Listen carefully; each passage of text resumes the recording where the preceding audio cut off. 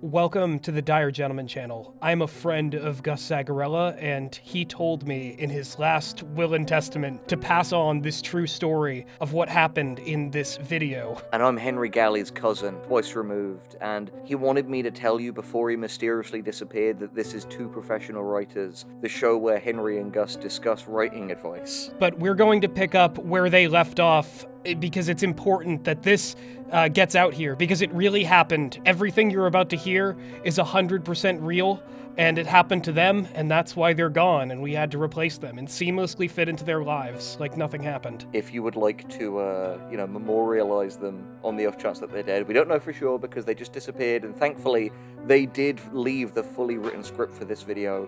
Go to the Dire Gentleman Patreon for $1 a month in their memory. Okay. So, today, we are covering Creepypasta writing advice, something I've been very much looking forward to. You feeling creepy, not Guss? Oh man, I love being creepy, and I love pasta, so I'm gonna love this, I'm sure. Hell yeah, baby. Also, quick housekeeping, we are now officially the fairest podcast in America, because I'm actually in America while we're doing this. Yeah, baby, yeah! Freedom, baby, yeah! Freedom, baby! Strength! Power! Also, if I sound a little bit weird, if I sound normal, completely disregard this, forget it, we'll keep moving. It's because the mic stand broke during transit, and I'm doing this old-fashioned and just holding the mic. I don't know about you, man, but I always hold this mic, like, just right into my mouth, practically, like, inside, touching my uvula. No, that's for our special Vor ASMR videos that we release on the Secret channel, along with our Hitman services. Yeah, exactly. This is a Blue Yeti mic, as in a Blue Yeti vores me, and then speaks into the microphone. As in those horrendous Blue Yetis from that NFT cartoon. Oh, God. Exploding on the windshield. Oh, no. Okay. Well, we've referenced Red Ape Family. I bet that's going to be creepier than anything else we could possibly get into. Oh, don't be so sure, because today we are taking our writing advice on how to write the perfect creepypasta, which, if you have lived under a rock for the past 15 years, are essentially just creepy internet stories. I've written a fair few myself, some of my old cringeworthy ones on the Creepypasta wiki, and some of my newer, less cringeworthy ones on r/nosleep. There's a lot of really good ones out there, which I'm sure we'll bring up throughout this episode, but there is a fair few stinkers, so it's natural that with everyone wanting a slice of the creepypasta pie, there have been advice sort of proliferated over the last 10 years or so on how to do it properly, and today we've got that from 3 sources. WikiHow, the Creepypasta wiki itself, and TV tropes. Are you fucking ready, Mr. Zagarella? I'm incredibly ready. This is going to be an interesting episode just because of how immersed you are in this side of internet writing, considering it's how, you really got your start. I was more of a fanfic writer back in the day when I was cutting my first writing teeth. It's going to be fun to step into your spooky, scary world and see how well these tips hold water. Oh, yeah. I mean, we'll definitely see, because the thing is, I've written some good creepypastas, and I have written some real stinkers. So, stick around, and you'll find out about those later in the video. So, we're going to begin on the WikiHow article, How to Write Creepypasta in 7 Steps. This was last updated, holy fuck, 4 days ago. So this is the most up-to-date version of this page. I think Jack Vex probably got to this one. I think also this may be some of the most popular writing advice we've ever covered, because this article has 100,000 views and it was co-authored by 53 different writers and editors. Dang, that's like a veritable hive mind of powerful, creepy individuals. Just like my family. Powerful, creepy individuals. Oh man, there's some disturbing implications to that. Let's move on. So, the description says, have you recently read a creepypasta online? Was it scary? Bone-chilling? Makes you want to wet yourself? It's getting a bit weird there. Makes you want to wet yourself? Makes you want to crap your pants? Gonna cry? Piss your pants? Maybe shit and cum? Meg, who's in the other room, said that at the exact same time as you guys. Oh my god, we're in sync right now. Anyway, think you can do better? Well, it's worth a shot. Step 1. Have vision and creativity. This is the first step to creating any piece of art, especially stories. A good indicator of vision is when the phrase "what if" is used. Some good examples are: what if someone hides outside your room every night, waiting for the perfect chance to kill you? What if there's a demon that is possessing your loved ones and killing them off? The possibilities of your stories are limitless.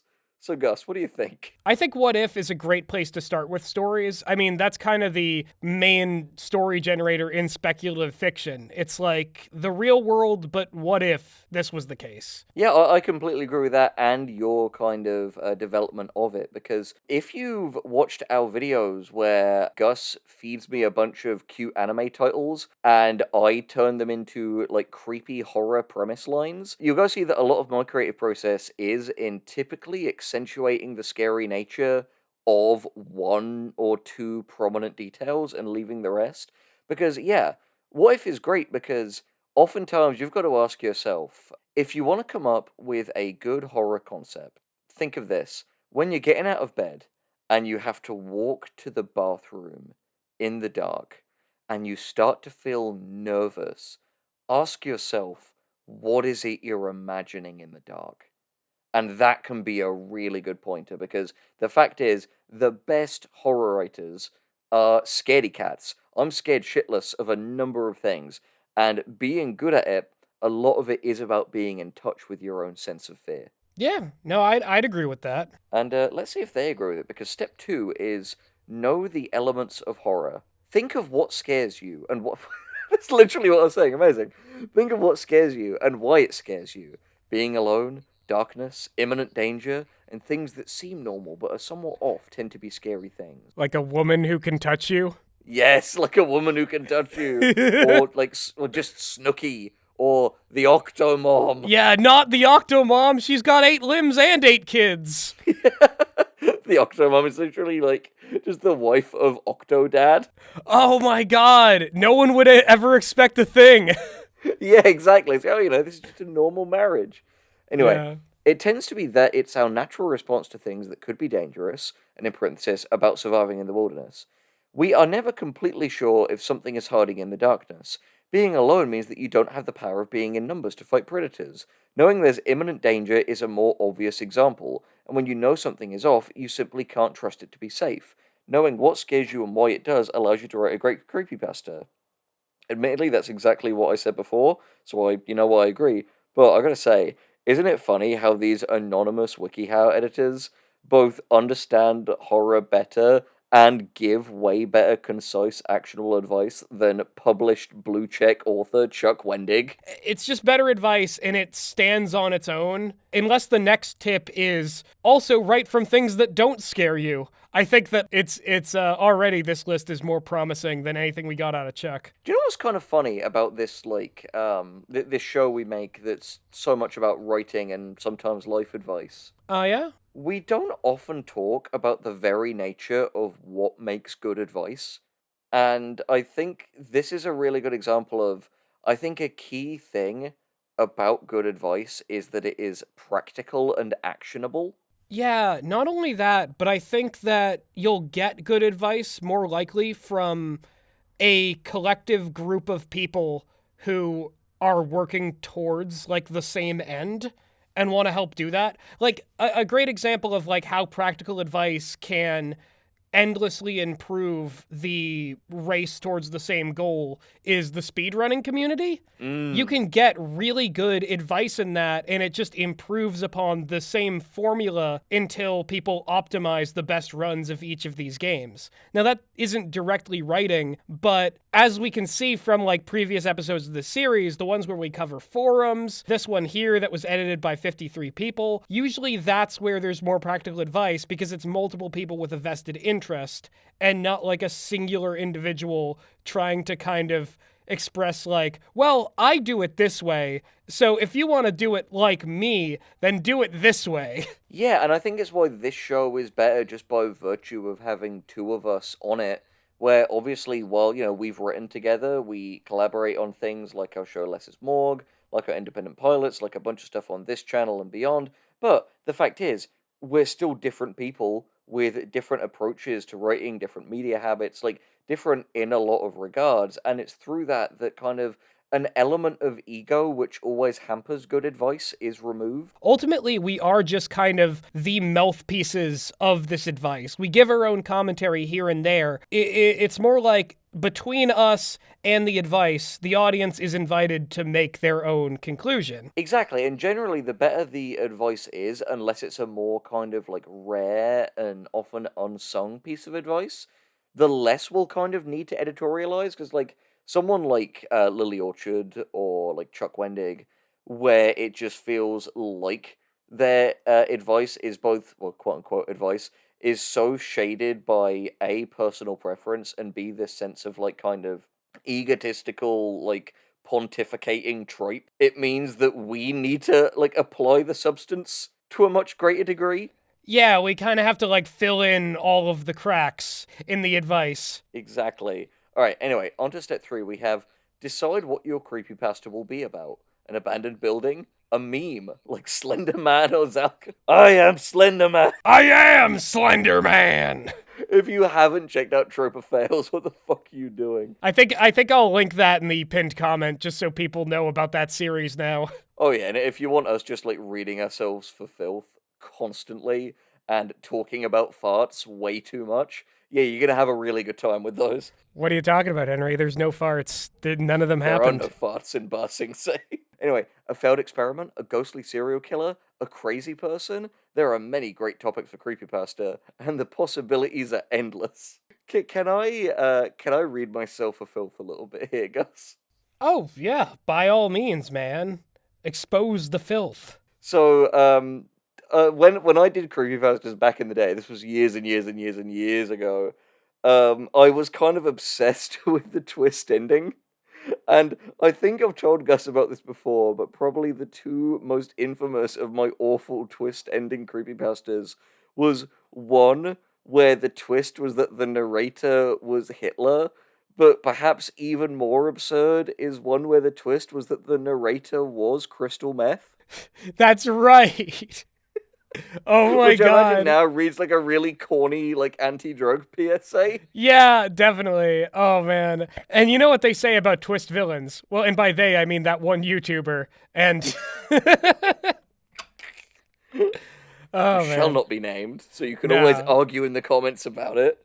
Who could it be? I wonder. But also, yeah, I think getting back to this rule itself, I do think that like, yeah, there's kind of infinite potential beyond like what we've already seen in the horror sphere as premises, because people are afraid of like the most absurd and irrational range of things. Think viewers, how many nightmares you've had that you don't get why it would be scary outside of the context that it's in, but it certainly was bone-chilling when you were there.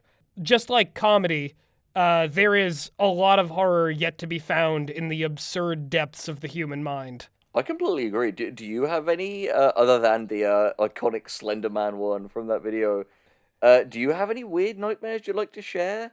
Just to give it a... Because I'm haunted by your weird Adult Swim nightmare.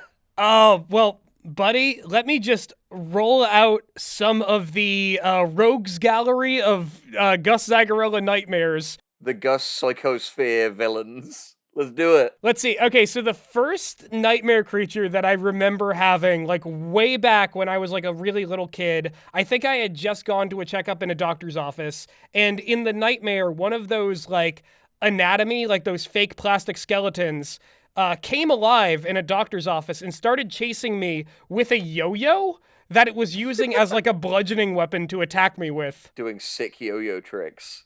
Yeah, it was walking the dog on my body. And it also had a tongue for some reason. It was like laughing and it had a tongue and it had vocal cords, I guess, because it could laugh. Next up, a little later in life, when I had like graduated elementary school and I was thinking back, the nightmare took place in the halls of my elementary school. It was a dream where I was just walking to class in a normal way and a giant rhino elephant thing just comes barreling down the hall and it starts just jumping. And every time it hit the ground, I would fly up into the air and fall back down, and I wouldn't be able to, like, walk straight. And that's why this thing was scary, because I just couldn't interface with the floor normally. The rhino elephant. Yes. The last nightmare creature that I will share here is this one has the most odd name because I think this was inspired by like old like Cartoon Network shows where they would have like, you know, horror episodes, like shit Right. like the Powerpuff Girls or Grim Adventures of Billy and Mandy, where sometimes it would be like a little spooky, they'd show you scary faces, Oh yeah, we discussed this extensively in SpongeBob Boys Age of Patrick. which is a fantastic video, by the way. Oh yeah, that video is a fucking trip. There will be more SpongeBob Boys. Yes, we swear. We just gotta, schedules are crazy at the moment, and starting January, Gus, me, and Lexi will be picking up the yellow mantle once more. Exactly. And you won't be ready, and neither will we be. Exactly. Anyway, Nightmare Demon number 3. Yes, so this one defies all odds because it was me in the dream going over the house of a friend who did not exist in real life, just like a weird bald kid with a baseball cap, like Caillou, I guess. Yeah. And I go over to his house, and apparently there was a narrator who told me that his mother was a zombie, though the kids at school do not know. Little Timmy's mom is actually the zombie known as We Are Not Alive. And she turned to look at me, and her face was drawn in like a cartoon style, but I could tell that this was a horrible, pale, scary zombie woman. And that face and the words "We are not alive" have haunted me to this day. Please, down in the comments, either tell us what your favorite Gus Nightmare Demon is, or tell us about a Nightmare Demon you've encountered, because I'm always fascinated by the, like, weird fuckers the subconscious comes up with. And put somewhere in your comment the hashtag "We are not alive." That way we'll know it's related to one of these. We're the dead gang. Hashtag we are not alive. Yeah. Love it.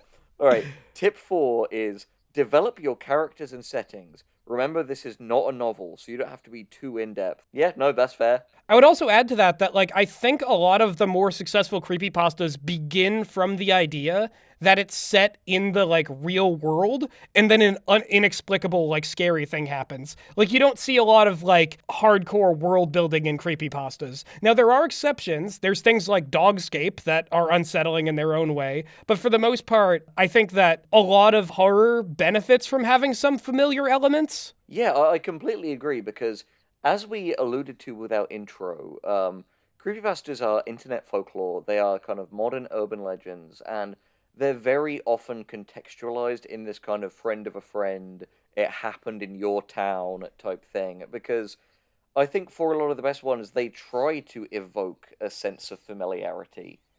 Yeah, and that can be used to great success. Like, don't get me wrong, too much familiarity gets into the tropey, like, you know, this is a lost Nickelodeon episode or a cursed video game, like, oh no, Pokemon Evil Blood Edition.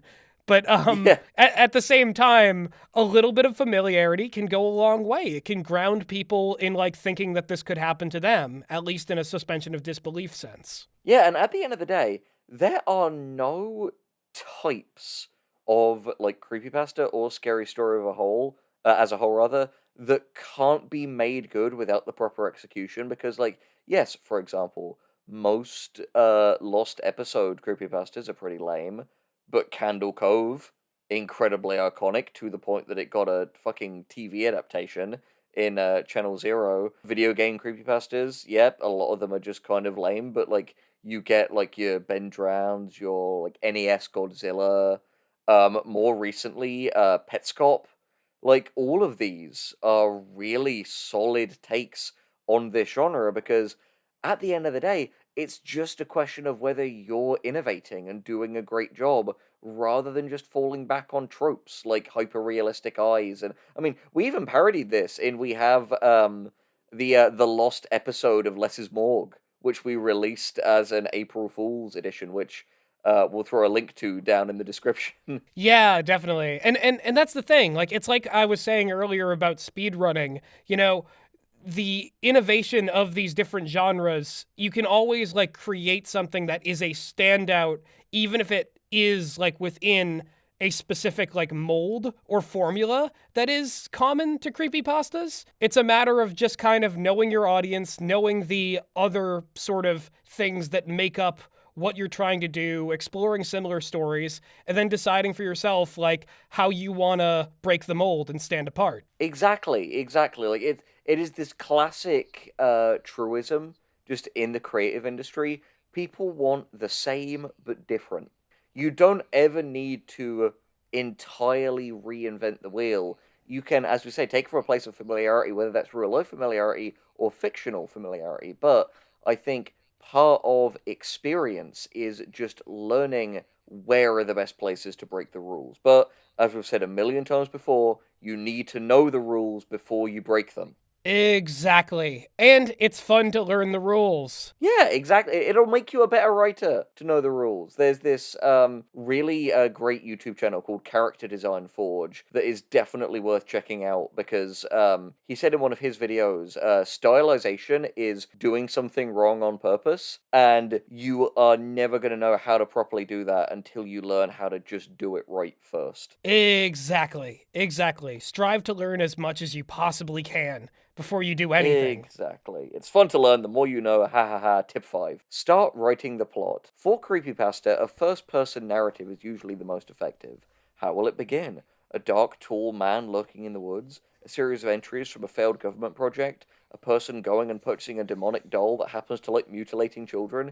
Usually, a more morbid beginning is better, but remember, there may be kids out there reading your pasta. I have more mixed feelings on that tip as a whole. What do you think, Gus?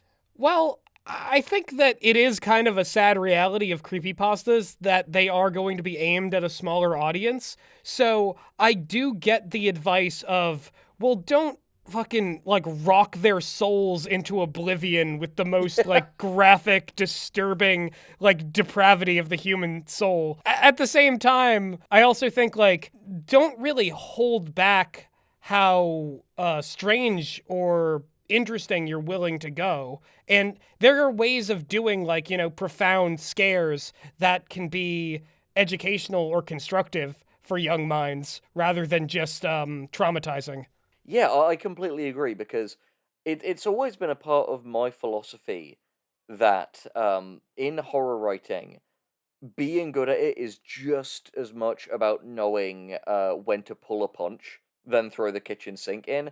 And the funny thing is, I write a lot of like horror adjacent stuff for my day job, which is also a writing job, but I'm not allowed to talk about much due to NDAs. And the funny thing is, because that is a largely kind of family friendly thing, I can't be too excessive with violence or sex, and I can't swear. But I often find that sometimes imposing those limitations on yourself allow you to like be creepy and atmospheric in other ways because I've written some gory fucked up stories. Everyone knows this who's like read my work, but I think violence that is like really gratuitous can become a crutch that facilitates laziness. Yeah, no, I totally agree. Ditto for like excessive swearing or like sexual references. Cause like it might feel like liberating to just be like, I have absolutely no limits in those departments. But if you're like going like to 11 all the time just because you think like you can, you're not really questioning whether or not you should or whether or not it fits the tone of any given thing or if it really serves any purpose for advancing a story or relating to real human experience. Yeah, like if you just want to make Guso Milk 3, that's fine, but like a Guso Milk 3 audience gonna like it. Like don't be one of those people who makes something that is just really bizarre and off-putting and then is pissed off when it doesn't have general appeal because that just comes with the territory. Get used to it. Don't whine. Yeah, exactly. Like, you aren't like the protagonist of writing. Like, just because you decide that this is your magnum opus doesn't mean that the world is gonna like roll over automatically and become your ideal audience. Pick and choose your audience. You're not a unique human being, but there are other people out there who will like your stuff for what you're willing to put into it. Yeah, exactly. Also, for what it's worth, it's just a general piece of creative advice. Like, appreciate every audience member you have. Don't be one of those people who is just like, don't be someone who has an entirely growth mindset. Don't neglect what you have because you're always thinking about what you want. Because if you are only ever going to be made happy by this like nebulous point in the future where you have a million billion fans, you're going to spend most of your creative career very unhappy. I couldn't agree more, man. And honestly, I have to say, I love what we've already built here on this channel. Like the kind of comments people leave and just the extent to which it seems like people are entertained by the stuff we already put out. That really is just on its own so fulfilling to me. Yeah, exactly. The fact that we can make like an offhand joke and then suddenly a bunch of like really dope creative people in our audience is like already making fan art. Like the amazing kind of kink artist Rocket Shark who made the direwolf devouring Dr. Nwatiti from the fucking Red Ape family. Like Yeah. it's beautiful. It makes me so happy. Go follow Rocket Shark if you're into Vor because he's dope, and I know we have a lot of fans who of that persuasion. Yeah, just shout out to all the fan artists out there. You guys rock. I'm so glad that you like our characters and concepts enough to, do what you love to do, entertain us in the process, too. It's very nice. Keep making your own, and one day this will happen to you. All right, tip 6. Edit, edit, edit. Most first drafts aren't perfect. If you want your pasta to be successful, then editing is a must. Edit them once a day, reread them, and repeat the following day. Remember to look out for nasty grammar and spelling errors. Yeah, no, that's good advice. We're pro editing people. That's a very good nuts and bolts thing. I feel like it's so important to like state it over and over again that writing is rewriting, that the first draft of anything will always be worse than what it could be. Yeah, exactly. That is by nature, because even if your first draft is great, which it may well be, nothing is perfect. So always give it a second look. There'll always be something you missed. Exactly. Oh, also, this is obligatory once a video thing. If you're working on something, this is your reminder to save that shit. Don't drop your spaghetti. Save your document. Don't drop your spaghetti. Yeah, save your document, save your art, save your music, save it all, because if you don't, you will fucking regret it. Alright, tip 7, which has this wonderful picture that Gus and I were kind of making fun of before we started, that looks like the Slenderman mounting a sweaty dude from behind. Also, weirdly, this Slenderman, who is knowing this creepypasta writer carnally, has a very kind of puckered butthole-looking face. It's great. He reminds me more of Rorschach than Slenderman. Like, no, you're not inside of me. I'm inside of you. Yeah. I for one appreciate our sexually powerful Rorschach man. Tell us in the comments.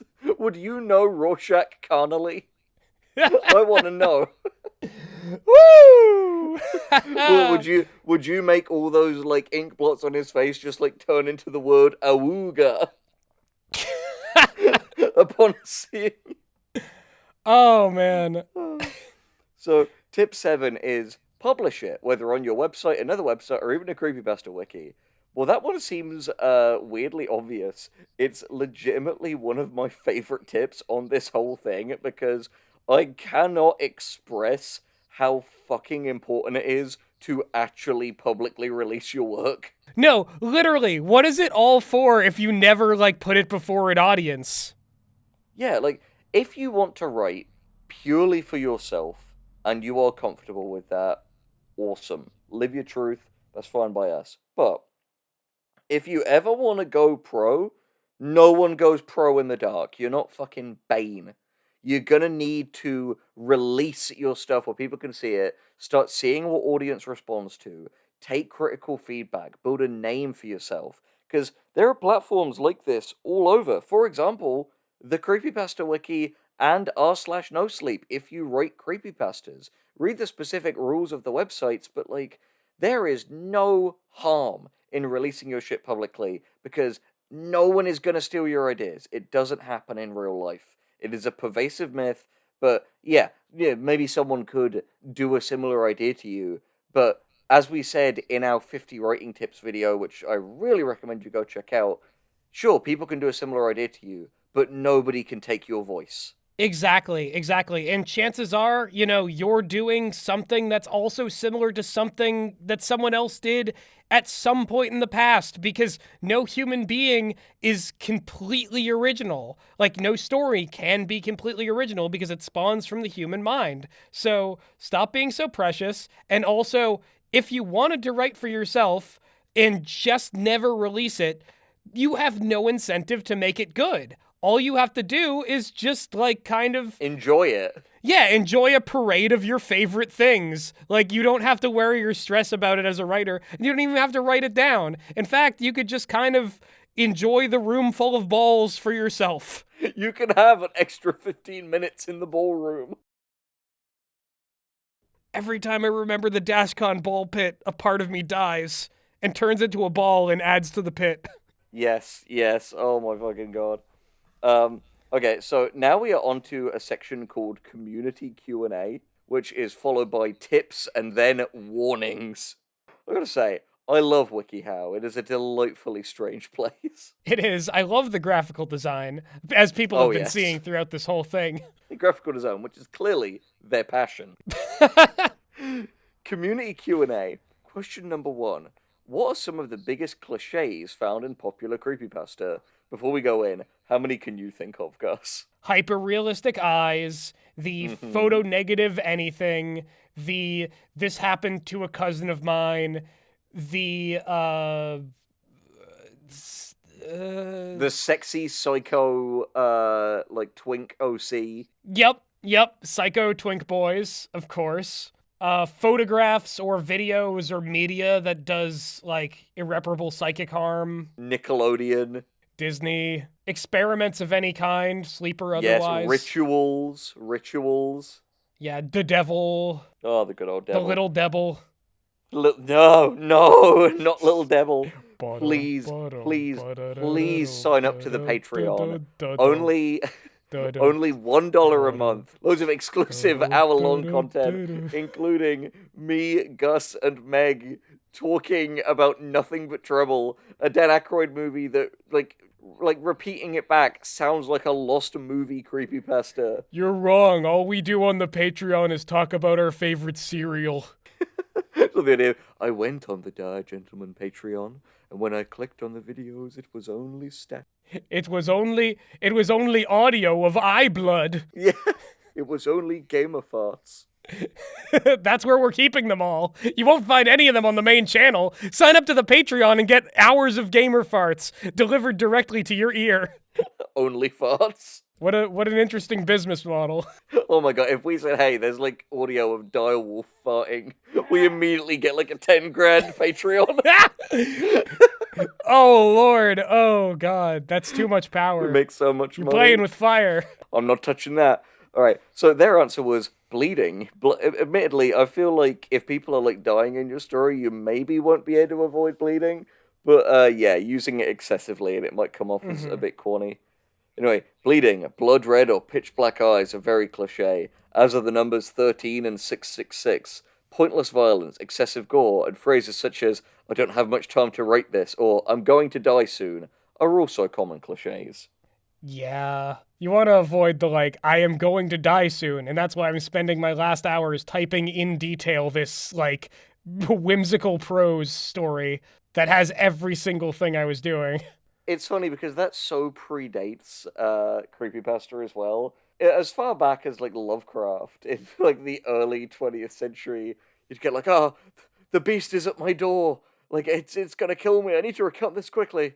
Anyway, I started to meet this guy Bartholomew 10 years ago. Let me tell you about the early years of our friendship before we go into how things went south. You're so right, because it's always like, oh, I have gone completely mad. Anyway. When I was a young lad, I always dreamed of being a barber. Yeah, like fucking Dagon is outside using a power drill to like go through the lock while you're in here telling them about your like skiing holidays in the Swiss Alps. No, listen, I need to describe every single like splinter in this floorboard. It's incredibly necessary for you to know so that you know my descent into the vistas of madness. I always thought Catherine was the one who got away. Zombies literally like bashing down the door in the background. This is a monster in the background. He's broken through, but he's like checking his watch. He's like, come on, dude, finish the fucking story, then I'm gonna eat you. Please. I have other people to terrorize today. Yeah, like, listen, man, I know that I'm a cosmic horror villain and, like, you're just an ant to me, but, like, nobody likes a noisy ant. Exactly. Unless they've had a bunch of wine, and then everybody thinks a Yes. noisy ant is likable enough to get a ill-fated Netflix show. Yeah. Oh, I feel so bad because Lauren Ash plays the Chicago party aunt, and I really like her from her days on Scare Tactics. So it's that thing of like, oh, this is objectively a horrible idea versus, oh, I really want this actor to do well. Yeah, well, that's the thing. You know, poor actors, they don't always choose the kind of lines they have to read. Like, writers don't even always get to choose the thing they have to write. See our Heads of Sierra Blanca video, where I had to write a deranged fake news Saw ripoff with a fucking cokehead maniac and Danny Trejo. Yeah, that's very true. I think that, like, it is kind of a reactionary impulse of internet culture to find someone to blame, to, like, pass the buck far along on, like, a thing they didn't enjoy, so that they find, like, this is the evil person responsible for this. But the truth is, more often than not, things being bad are because of horrible accidents that are really out of the hands of individual people. No one is sitting there wanting and wishing this thing to hurt you personally. But if it turns out stupidly, then you just gotta be like, well, nobody wanted this. Yeah, exactly. Also, I've got to admit, this is actually a really fun late game development, but having looked at how much there is, I think we're just gonna cover the WikiHow article today, because frankly, there's enough here. So will there be a part 2 of the creepypasta advice? Well, you tell us down in the comments. Would you like a part 2? Let's fucking see. Yes. I didn't mean to answer for them. That was me saying yes to do that and tell us if you want one. Yeah, no, legit. If ever you want a continuation of one of our videos, if there's enough content there, we're always down to do that because, frankly, unless we've fucked up somehow, we don't make a video unless we enjoy the concept of it because we're not like the weird masochists covering fucking High Guardian Spice and Netflix Cowboy Bebop because we love our lives and value our time. High Guardian Spice was a complete disaster. I got through 3 tankards of ice cream and weeped into my toilet because of High Guardian Spice. And you know what? We never watched it, and we never will. Why? Because we have lives. Listen, buddy. Listen, everybody out there. I watched 6 volumes of Ruby. I don't need to watch a single second of High Guardian Spice. You've spent your time in the mines. You're all good. I've done my labors. I really want to know where the person who asked this next question, like where their head was at. Do all creepypasta stories have to involve killing? It's very true. There's a lot of scary things that, even if they don't kill you, can really freak you out or mess you up. Yeah, I mean, that's the thing. Like, everyone has had, like, scary things happen to them in their life, but chances are, if you're watching this, you're not dead. It shows you can very much draw from a scary experience without there needing to be a single death. Sometimes the threat and the potential of it happening is enough. The reply here was, no, creepypastas can include whatever you want. They are, however, generally horror-themed. There are guidelines on the creepy and crappypasta pages telling you what is generally expected. Yeah, exactly. And again, all guidelines are things that generally establish something as belonging to a certain genre or certain formula, and those can be broken from once you understand them. Yeah, exactly. I completely agree. Like, it goes back to our general rule of know the rules before you break them so you can do it well. What I wanted to say, too, is that there's a kind of genre of, and I think creepypasta is well-suited for this kind of story, is inexplicable, horrific thing happens to somebody and then, like, stops happening, and they kind of are recounting it because that's the only evidence that this was real or ever happened. You know what I mean? Yeah, no, I completely agree. Like, I read this, like, story once about someone who was, like, sitting in, like, a bathroom stall, and they, like, you know, they were hearing, like, strange noises coming from the stall next to them, and they got out to wash their hands, and they were about to leave when the entire stall next to them explodes, and this, like, strange, sloppy, like slimy seal thing just kind of barreled past them out the door of the bathroom, and that was the end of the story. I love insane shit like that because I gotta say, one of my favorite types of horror ending, when done well, literally always spooks me, is the kind of, and it was over, or was it? Mm, mm. Something that doesn't definitively say, but leaves the door open. Like, that just always spooks me out. Because it lets the imagination of the audience do the heavy lifting. Yeah, see, I also like, and this is difficult to pull off, I think, because a lot of people really like questions answered, especially in the internet culture of like, everything's ending needs to be explained and stuff. But Mm. I love it when a horror property ends on just a note of, oh, and then the rest of it happens that we can't see because it would be impossible to explain. Like a good example is that movie Void that ends with like them. Well, I won't say exactly what the ending is, but it ends in a place where you're just like, where do they go from here? Nowhere good. Yeah, and you just gotta wonder, and like that kind of stuff can be great. That or that viral like French music video with D fantasy. D Fantasy, yeah, at the pool. That one ends in a really Yes. fucking big set piece that you're just like, oh shit, there was no chance of this Yeah. going well, and nothing will ever be the same again, and it's over. So just think about what you saw. Like, I love shit like that. Yeah. I love it when No, that's endings excellent, honestly. definitively just cut you off from the reality of that world. They just definitively Exactly. tell you, no, it's fucking beyond the pale now. The fuck you ending. This next one is a really interesting one, and I think it will give us a bit of a chance to address something and do a bit of a mea culpa. It's the question is, can a pasta contain mental illness such as depression, schizophrenia, anxiety, etc.? Now, the answer given here was yes, but depression and schizophrenia are now cliche for popular slash bland teenager creepypasta. So, the answer I don't really care about there much, but like, I kind of want to talk about this because we had a really interesting Twitter thread made by a fan of Less's Morgue, and the thing is, Less's Morgue and the Prapes Collective behind it, we're all people who suffer from different mental illnesses and neurodivergencies. Not going to go into any details because it just wouldn't be my place to share those for other people. But like, safe to say, we're all people who know what this is like. But we had kind of established as like a law rule in Less's Morgue, which is a show where the two main characters are Riley a ghoul and Evelyn a ghost, that only a few different types of people can see Evelyn. They are like the undead, demons and extra dimensional beings, people who have had near death experiences, people who are super fucking high, and quote unquote mentally unbalanced people.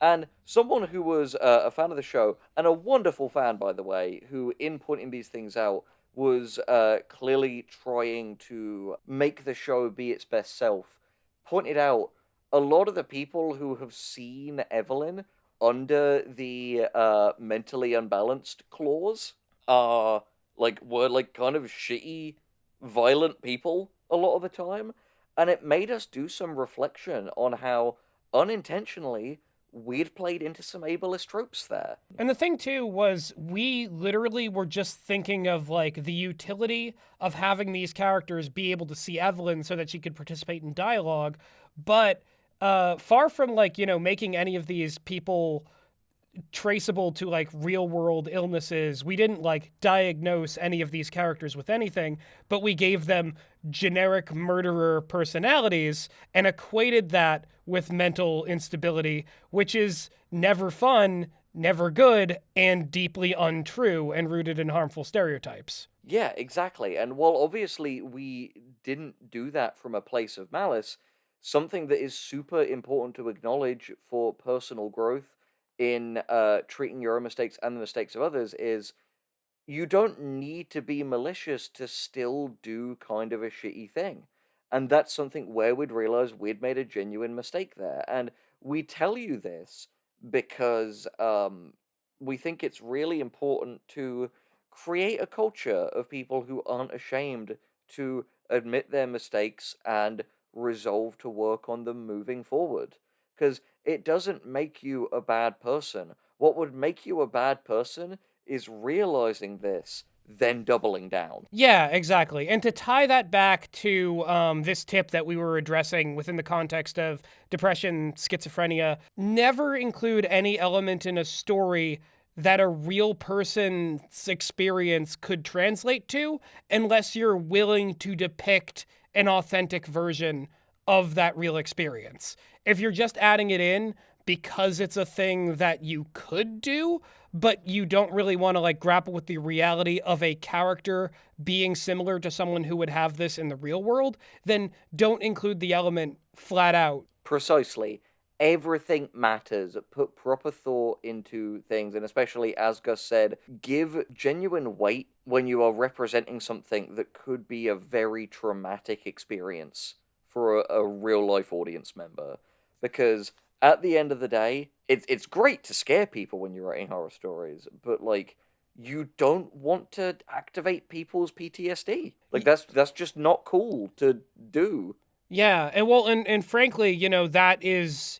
It's a cheap route to horror because all you're doing is reminding them of the things that brought them trauma in the real world. It would be like if a stand-up comedian, rather than telling jokes, ran into the audience and started tickling the front row. Sure, they are laughing, but that's not what anyone's here for. Yeah, or if, like, a stand-up comedian, rather than just telling jokes, went on a bizarre self-pitying rants about how trans people are just so mean to them after they made a bunch of really dehumanizing statements. I mean, I can't imagine that happening in real life personally, but, like, wouldn't it be shitty if it did? Well, yeah, because, you know, it would be very weird to just make a bunch of unconnected political statements and then call that a stand-up set, and then get mad when people took the political statements that you said and meant as you meaning them and then criticize them. And then going back to a high school and fucking you losing an argument to kids like baby man who's lost touch. That'd be a really stupid and weird thing. That would be a horror story, honestly, if that occurred. It just makes me think of that one dude from iCarly who just like goes to a wrestling gym and like wrestles children to try and make himself feel better. Yeah, it's a deeply pathetic and pitiable thing to do. And as we've established in other videos, don't bully kids. Yeah, don't bully children, you losers. Like, especially if you're famous, like that is just proof that you've just lost touch with everything. Like, it's that old Principal Skinner thing of like, am I out of touch? No, it's the children who are wrong. That's funny for a reason, because Skinner is being an out-of-touch idiot in that context. Yeah, also, imagine being a millionaire and giving a shit what people have to say about you. Couldn't be me. Yeah, exactly. Fuck that. You got kiss your ass money. Yeah. Alright, next we have, does it matter how old my character is? And the response is, I would recommend an older character, someone at least 18, because if there is any violence towards the character in the story, it will be more acceptable than if a child is brutalized or killed. If the story revolves around a creepy creature / paranormal activity with no violence or danger shown towards the character, it can be a younger character as you are not harming a child. How do you feel about that?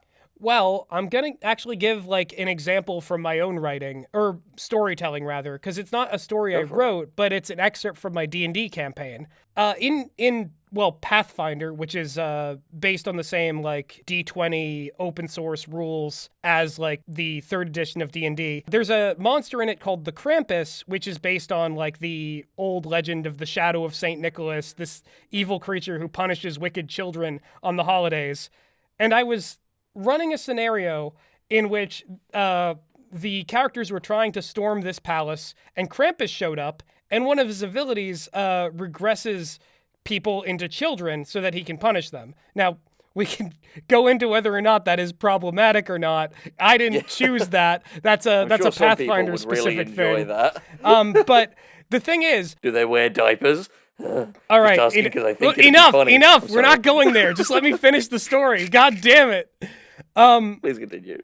The thing is, one of the characters failed their save against Krampus's ability, and they regressed back to a child. And all of a sudden, I realized, wait a minute, am I about to launch a trebuchet into a child? And I had this moment of like, wait a second, I don't like this. Can we walk this back? And I paused the game and I asked everyone like, hey, maybe we just like undo that segment? Yeah, I mean, that's interesting because another thing that I kind of know about you, because this came up when we were reading Two Sentence Horror Stories on the Patreon, is I feel like you are kind of particularly disturbed by like endangered children in like a kind of like horror or suspense context. It was just one of those things where the rules intersected in such a way that I was like, wait a second, I didn't think about how these things go together. Pathfinder, why did you give me these tools? Like, I mean, I guess where I'd come down on that whole like rule and question in the end is just, it depends. Again, it is one of those things that like before you are killing off kids in your horror, like get real good at it first. Horror, I mean, not killing off kids. Don't kill kids. Do not kill kids. Don't do that. We did not tell you to do that. yeah, it's just the same thing as all other shock content. Like, don't use it as a crutch. Like, figure out if you really need this for the story. A story that I won't read, by the way. If there are significant amounts of kids who were killed or endangered, that's just not going to be for me. Give it to somebody else who would want to get into that. Also, just since we brought it up, I just want to point out before we move on to the next thing, Pathfinder, maybe get your shit together sometime. What the fuck was up with Folka? People who know, and people who don't know, you don't want to find out about Folka, but he's fucking the worst. I know very little about Pathfinder, but the general reputation is it's D&D for perverts. Because I know there's just loads of, like, kink stuff in there. Listen, I am a man with a healthy amount of kinks, and I think that there is some acceptable stuff in Pathfinder, but I also think there's a lot of unacceptable stuff, because they try to do kinky, sex-positive world while also going really hard into, like, the more darker elements of dark fantasy, and including a lot of biblical lore with demons and stuff just straight out of, like, old kind of like sex negative, fearful religious things. And the net result of this mix is kind of an ugly world sometimes. So my advice would be for all RPGs, never just run anything uncritically out of a book. Always think about what your group's demands would be, what you would be comfortable with showing your groups before you run anything. There's no shame in homebrewing. In fact, sometimes it's better to produce the tone that is more tailored to your specific group. I think that's a really valuable piece of advice, because I do know there are a lot of people who their main outlet for storytelling is role-playing through various platforms, and we've seen these people in the comments, and yeah, honestly, really good advice. Also, I think a fun kind of pithy phrase that long-time fans on this channel will really appreciate as a piece of writing advice is, it's great to be kinky, it's not great to be kenku. Yeah, you said it, man. That's so true. Oh my god. If you've made it this far in, leave a comment that says kinky not kenku. Hashtag kinky not kenku. Kinky not kenku. And if you get it, even better. We'll have the spelling on the screen. Kinky not kenku. And if you've done that, we'll know you're a fucking G. And you made it all the way to the tips. Not just the tips, but to the tips. Kinky. Alright, on to tips. Number 1. Don't repeat the same event over and over again. The reader will just stop reading and decide the story is boring. Yeah, Groundhog Day. No, that's the worst faith to take this in. I think this is the case. Don't, overuse plot set pieces or have a repetitive plot, because I think people will notice that. If you have a good enough plot point in your structure that involves a certain thing happening, you really only have to do it once. And if you have all these different ways it could happen, combine them into the best way it could possibly happen. To quote one of the best writing advice givers we've encountered on this channel, vary up the type of vor. Maybe one's cock, maybe another's tail.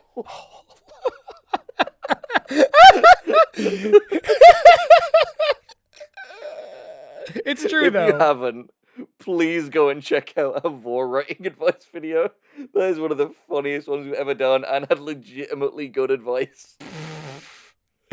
Much like this, honestly, WikiHow has been no slouch when it comes to the advice. That's where our horrifying canid daughter was born, Henry. Yes, the beautiful, terrifying direwolf. More from her to come, by the way. Yeah. She is real hungry.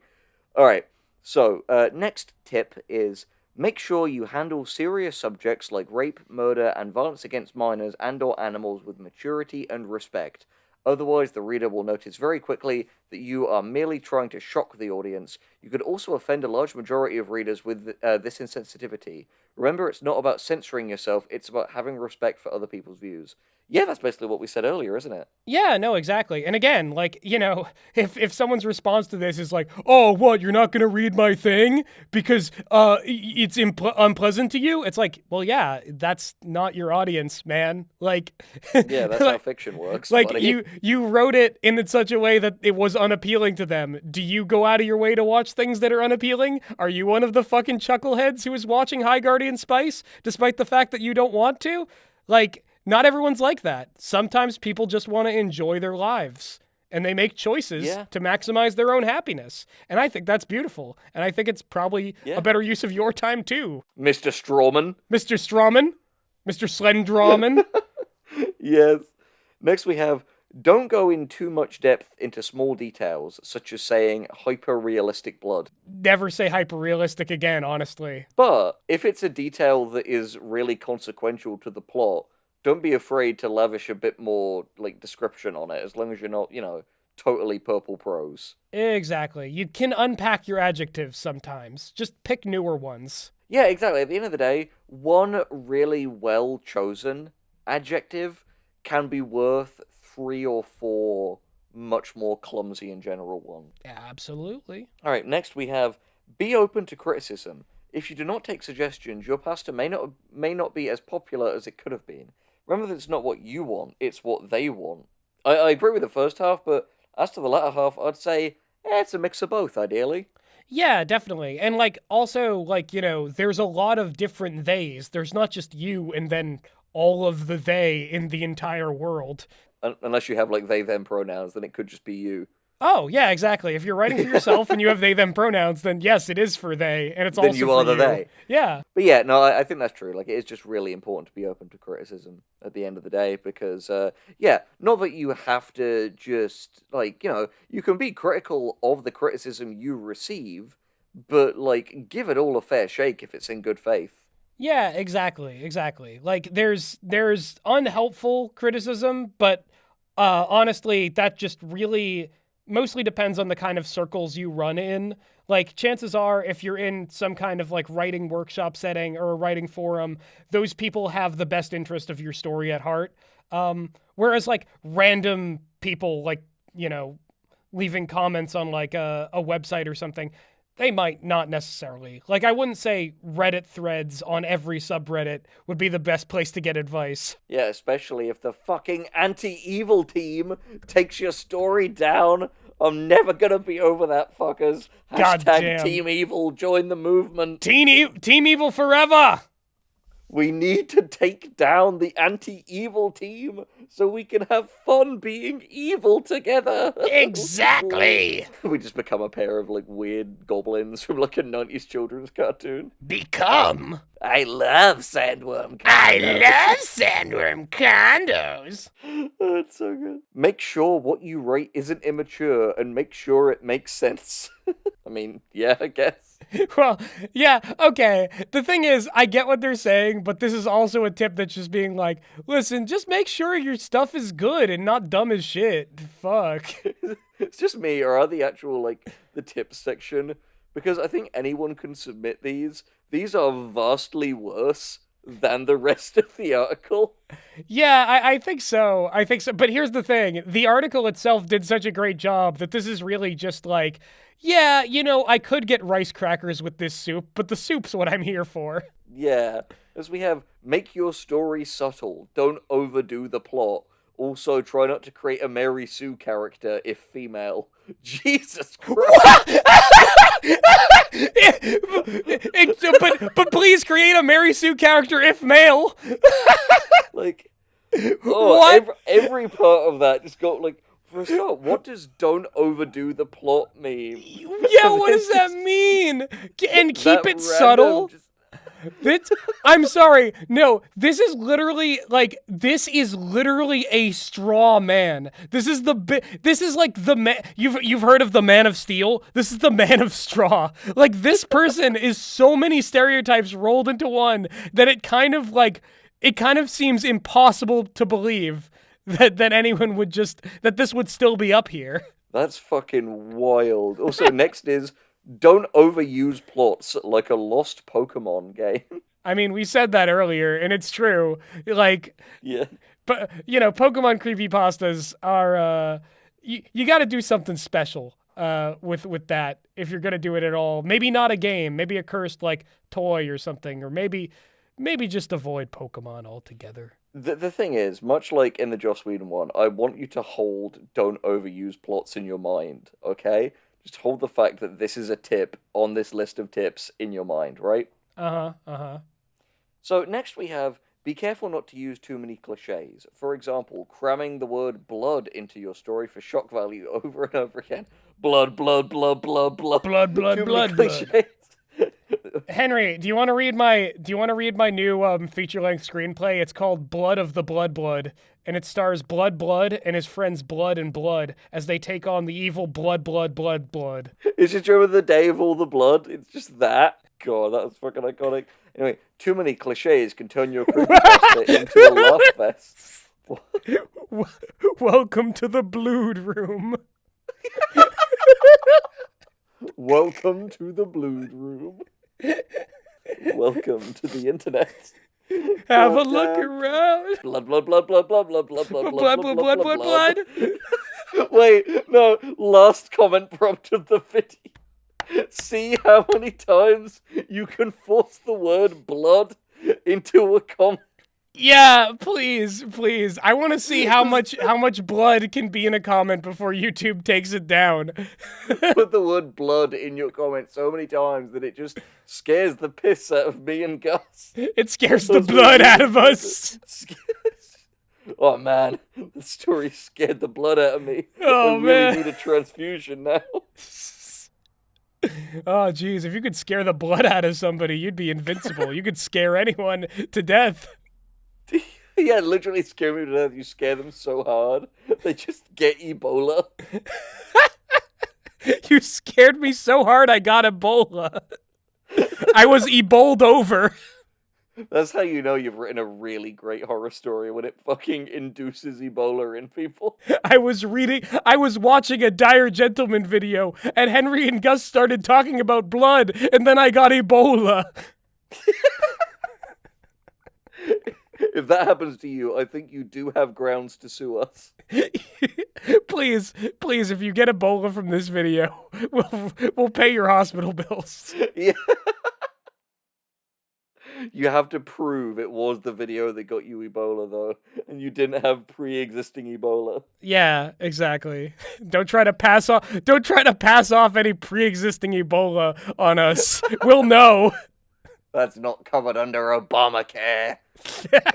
Thanks, Obama. Thanks, Ebola. Ebola for president. What the fuck is this bit? I don't know. Last tip is, if you want, you can write about the most popular creepypasta, Jeff the Killer.